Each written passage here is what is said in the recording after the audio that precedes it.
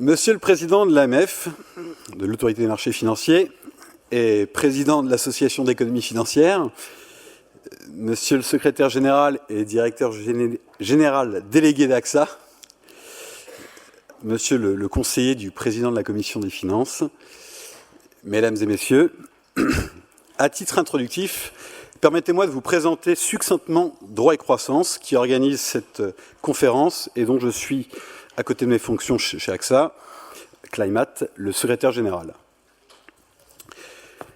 Cette présentation est importante car notre mission n'a pas, semble-t-il, toujours été bien comprise par tout le monde.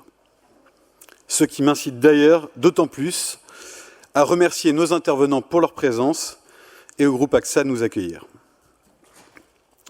Ceci étant, pour vous présenter Droit et Croissance, je commencerai par deux citations.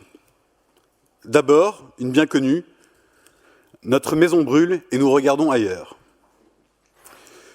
Ensuite, une autre un peu plus longue. « On ne discerne pas dans les travaux parlementaires d'analyse économique précise et méthodique préparatoire aux grandes lois, même dans le domaine des régulations économiques. Si elles existent, les études d'impact ne semblent pas être rationnellement exploitées. Les évolutions de la jurisprudence, même les plus importantes, ne sont jamais fondées sur des motivations économiques explicites. » Qu'ont en commun ces deux citations? A priori, rien. Cependant, toutes les deux ont été prononcées au début des années 2000. La première par Jacques Chirac, en 2002, au sommet de la Terre, et la seconde par Guy Canivet, en 2000.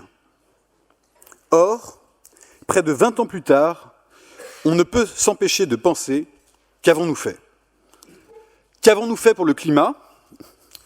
Qu'avons-nous fait pour disposer d'un droit efficace au fait des réalités économiques?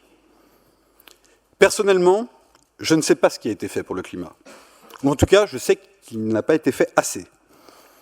En revanche, s'agissant de la promotion de l'analyse économique du droit, je sais qu'il y a près de 8 ans a été créé par Madame Sophie Vermeil le think tank Droit et Croissance, dont la raison d'être est justement de promouvoir l'analyse économique du droit en France et en Europe. Quels sont les moyens de cette promotion par Droit et Croissance? D'abord, la publication d'études et notes de position fondées sur l'analyse économique du droit. Ceci autour de 6 pôles de recherche. Smart Regulation, droit public, gouvernance et marché financier, restructuration, concurrence, innovation et réglementation bancaire. Le deuxième moyen, c'est la formation des étudiants et jeunes professionnels que nous encadrons dans le cadre de la réalisation de ces études.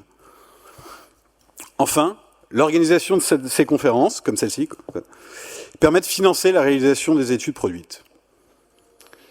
Et en dernier lieu, des actions de sensibilisation des pouvoirs publics chargées de l'enseignement supérieur en vue de disposer à terme d'un réel enseignement de l'analyse économique du droit en France, but ultime de Droit et Croissance.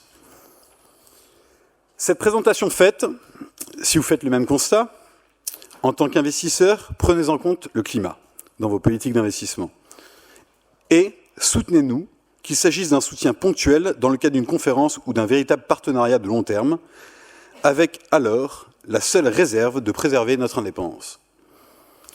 Cela me donne déjà l'occasion de remercier nos partenaires pour cette conférence, l'AIMA, TCI, Alpha Value, Sullivan & Cromwell, Activist Inside, et enfin le groupe AXA qui nous accueille et qui m'emploie.